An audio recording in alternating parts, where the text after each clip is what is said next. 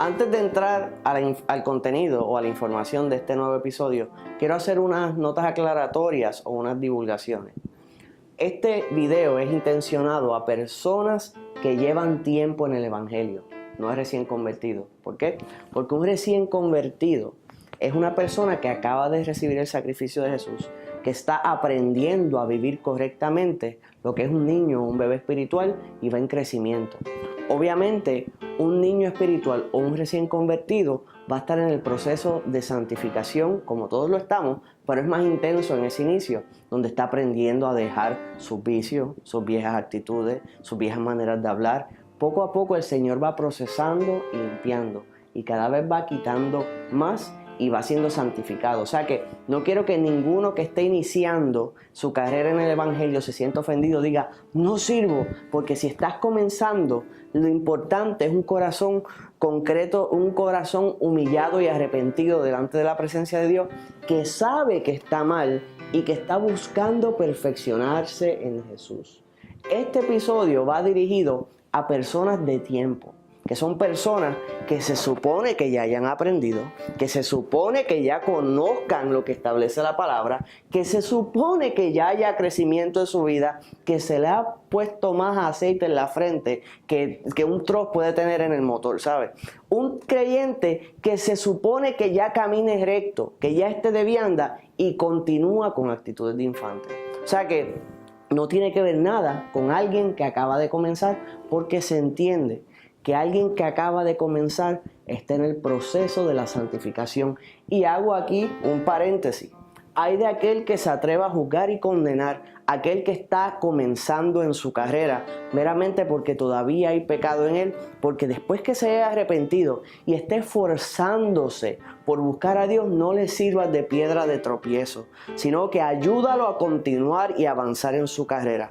Y tú que puedes estar comenzando, si alguien te ha herido, te ha ofendido, te ha tratado como lo que no eres, no dejes que ese tipo de fariseo en el camino quite tu mirada del maestro. Él o ella no representa a Dios. Quien representa a Dios es la palabra de Dios. Y la palabra nos enseña que Él dijo, mira, número 1, el que cree estar firme, mire que no caiga.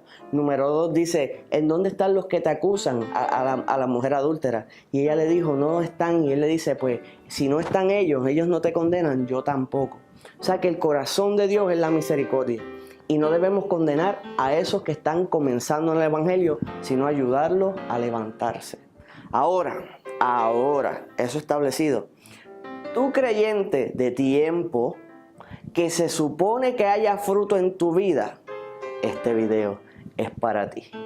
Entonces, el reino de los cielos será semejante a 10 vírgenes que tomando sus lámparas salieron a recibir al esposo. 5 de ellas eran prudentes y 5 insensatas.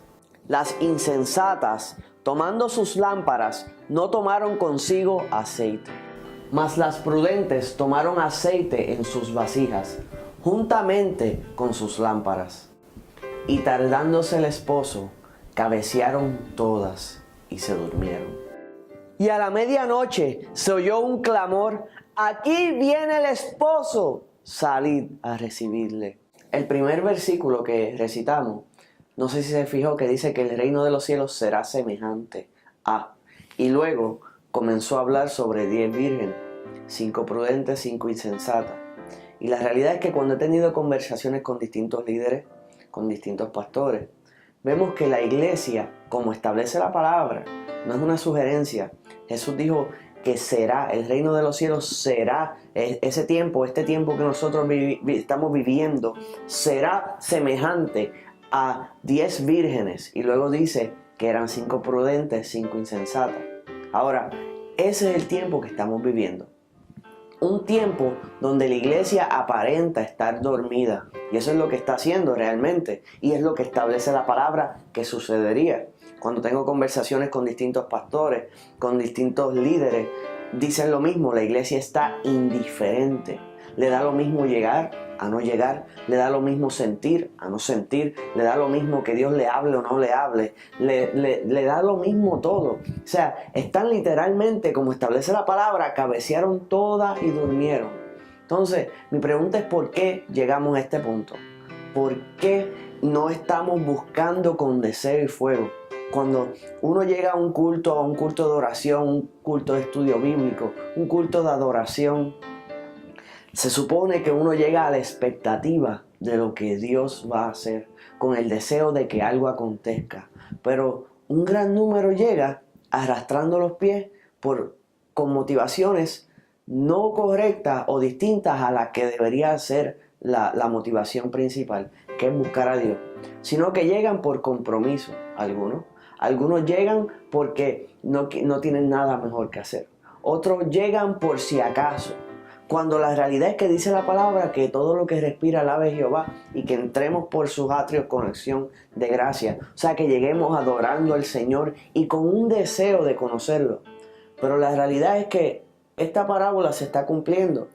La gente está llegando a la casa del Señor en términos generales, dormida. Esto que está aconteciendo produjo el deseo en nosotros de indagarle a Dios de modo que nos diga qué debemos hacer. Y por eso el episodio de hoy, titulado El Manifiesto de Dios.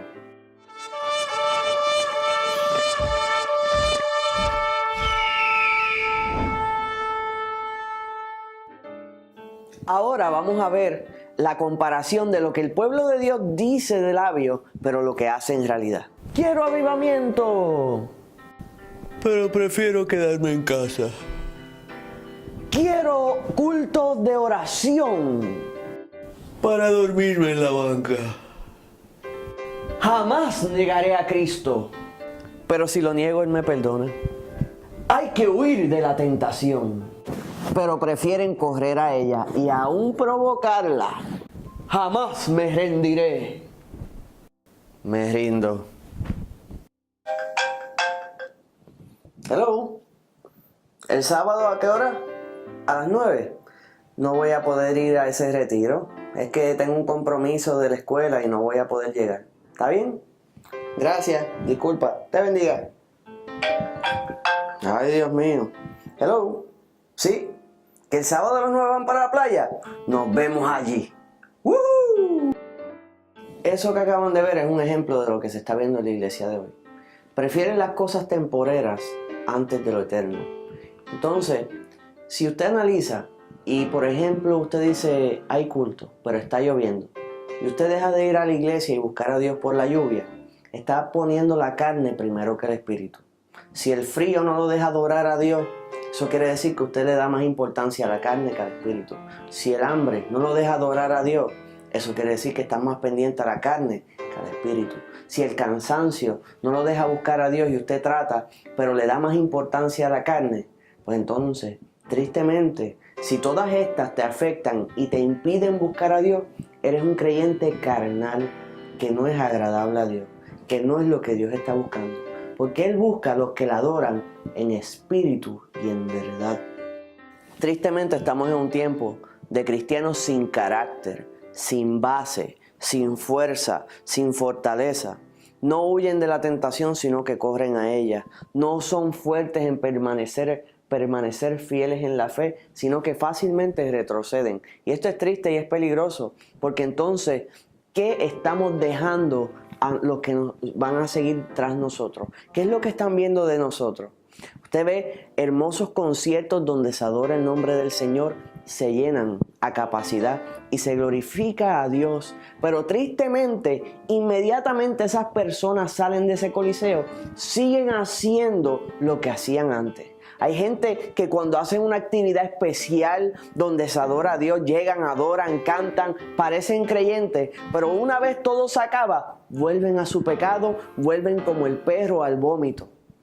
Hay jóvenes y hay adultos, damas y caballeros que llegan a una actividad y adoran a Dios y esa misma noche o esa misma tarde entran en fornicación, adulterio, en mentira, en trampas, engaños, antes y después, pero fueron y adoraron a Dios y piensan que son seres espirituales, que son seres que Dios está utilizando, pero la realidad es que están en pecado todavía no son salvos, no son de olor fragante a la presencia de Dios, porque los que son siervos de Dios se separan solamente para Dios. No puedes ser pecador y santo a la vez. No puedes ser creyente y no creyente a la vez. Eres uno o eres el otro. Porque no puedes servir a dos señores. No puedes caminar dos caminos. De una misma fuente no puede salir agua dulce y agua salada. Si en tu teléfono tienes música sacra y música mundana, te estoy hablando a ti. Si alabas a Dios, pero te gusta hablar malo, te estoy hablando a ti. Si predicas la palabra, pero todavía no has perdonado, a ti te estoy hablando. Y si hablas la palabra y no la vives, a ti te estoy hablando. Si demandas oración de los demás y tú no oras, a ti te estoy hablando. Si te gusta mandar a alabar y tú no alabas, a ti te estoy hablando. Si el Señor te ha partido la cara en este mensaje, alaba a Dios. Algunos utilizan como pretexto y dicen, es que esa doctrina a mí no me agrada. Y la realidad es que eso no es doctrina, eso es palabra de Dios.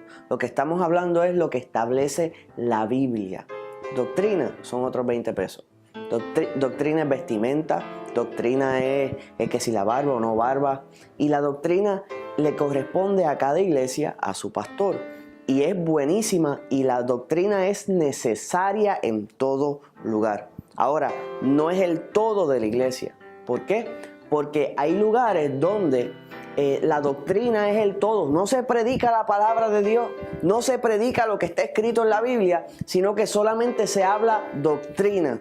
Y eso es un grave error porque eso es entrar a ser un fariseo. ¿Qué hacía un fariseo? Predicaba doctrina y no palabra. Por eso el Señor le viró las mesas y le dice, ustedes han dejado la palabra de Dios por seguir doctrinas de hombres. O sea, que la palabra de Dios es primordial. Y entonces estos hombres, estos fariseos de esa época, tenían la tendencia a llevar el pueblo a error. Por ejemplo, la palabra dice que hay que honrar al padre y a la madre. Así está escrito en la palabra de Dios. Mas los fariseos enseñaban que si uno le decía a su padre, no te puedo ayudar porque el único dinero que tengo es el diezmo, podías negar ayuda a tus propios padres. Sin embargo, eso no era lo que decía la palabra de Dios. La palabra de Dios decía que tenías que honrarlos. Entonces, esos fariseos ponían primero, buscaban la manera de torcer la palabra y cambiaban lo que era la palabra de Dios por una doctrina. Cuando eso le desagradó a Dios. O sea que todo el que trata de transversar y virar la palabra de Dios por seguir doctrina de hombre o que solamente predique doctrina y no palabra, está en un error. Se supone que sea balanceado. Y condenar lo que hacen otros es otro error grandísimo. Porque hay quien critica, por ejemplo, hay lugares donde no se permiten barbas, hay lugares donde sí se permiten, hay lugares donde tienen el pleito de falda y del pantalón. Cada cual, Juana con sus pollos. Se supone que cada cual le corresponda, pero a ninguno le corresponde juzgar al otro. Porque el Señor no nos mandó a juzgar, nos mandó a amar. No nos dio la posición de juez ni a ti ni a mí. La posición de juez, según la palabra, solo lo tiene Él. A nosotros nos dieron solamente amar. O sea, que a nosotros nos corresponde amar, guiar, ayudar, ser misericordioso. La palabra dice que misericordia quiero y no sacrificio. Obediencia quiero y no sacrificio. O sea que el Señor quiere que obedezcamos lo que dice la palabra. O sea que no es a ir a una actividad y luego salir a hacer lo mismo que hacía. Es que haya un cambio y seas obediente de ahí en adelante y tu vida se transforme. O sea que no puedes ir balanceando el bien y el mal a la vez, haciendo un poquito de bien y un poquito de mal. Pero ahora mi pregunta es, la palabra establece que todas cabecearon y se durmieron. Y la condición real de la iglesia es que está dormida. Uno trata de mover a las personas a buscar a Dios, pero es como tratar de llevar a un animalito a tomar agua que no quiere. que casi lo tienes que arrastrar, casi empujarlo, casi cargarlo, casi coger el agua en la mano y echársela en la boca para que haya una reacción. Y es sumamente drenante a los líderes, a los pastores, cuando tienen que esforzarse tanto para que el pueblo quiera cooperar. Así que este mensaje es para ti, pueblo. Despierta. Se acerca la medianoche. Va a venir el clamor. Van a decir que Cristo viene. Y ahora mi pregunta es, ¿hay aceite en tu lámpara? Algunos van a decir que sí. Y otros van a decir que no. En esa pregunta hay tres tipos de personas. Va a haber el que va a decir que tiene aceite y lo tiene. Va a haber el que dice que no tiene aceite y no lo tiene. Y va a haber el que dice que tiene aceite y no lo tiene. ¿Y cuál de los tres eres tú? Casi cada culto los pastores se están sintiendo como el capítulo 37 de Ezequiel, Valle de Huesos Secos. Entran, caminan dentro de la iglesia y fuera de un puñado de hermanos, muchos están dormidos y aún muertos. Y uno se esfuerza, clama, grita, se desgasta y en el pueblo nada pasa. La pregunta que el Señor hace es la misma que le hizo a Ezequiel. Hijo de hombre, ¿esos huesos vivirán? Cuando vemos en la palabra del Señor, dice que Él declaró que así sería en la parábola de las 10 vírgenes. Fíjese que hay 5 prudentes, 5 insensatas, pero la palabra establece que las 10 cabecearon y se durmieron. O sea, que las sensatas y las prudentes, todas están dormidas en este tiempo. La diferencia es que 5 de ellas tienen aceite en sus lámparas. Ahora se está escuchando el clamor de que Cristo viene. Si usted se fija, antes del 2000 la gente estaba buscando con gozo porque entendían que llegaría la venida del Señor en el año 2000, no sé si recuerda eso. Luego surgió otro avivamiento en el 2012 con todas aquellas predicciones de los mayas. Entonces siguieron las predicciones para el 2015 por las lunas de sangre y los eclipses solares. Pero tan pronto todo eso pasó, todo menguó y los cristianos cayeron en un estado de crisis, o vamos a decir una fe pasiva. No vino Cristo. ¿Qué estará pasando? ¿Se va a tardar? ¿Falta mucho? Y la realidad es que tenemos que hacer lo opuesto. Apretar nuestro paso y llevar el evangelio hasta los rincones de la tierra, hablar sin cansarnos, no detenernos, porque el clamor sigue vigente. Esas señales en los cielos se siguen dando. Hay una ventana que nos están brindando para predicar el evangelio. Así que no te detengas, porque ciertamente Cristo viene. Hay unas señales y hay un espacio de tiempo donde nos toca trabajar, y luego en otro momento entraremos en eso. Pero, por ejemplo, la historia está dividida del año 2000. Cuando dicen el 2000, se está hablando de 2000 años del nacimiento de Cristo. Pero la realidad es que Jesús murió por nosotros a los 33 años de edad. O sea que en el 2033 se cumplen 2000 años desde que Cristo te compró y me compró a mí con su sangre, murió y resucitó al tercer día. En ese tiempo también hay grandes lunas de sangre que señalan y comienzan justamente en las fiestas de Israel de una manera poderosa, lunas de sangre, eclipses solares, un sinnúmero de señales. No le estoy diciendo que Cristo viene en el 2033. Porque Cristo puede venir antes del 2033 y aún después del 2033, porque la palabra establece que pasada en algunos versículos la medianoche, en otros lugares es antes, y el Señor nos deja esta nube de humo para que desconozcamos a ciencia cierta el momento.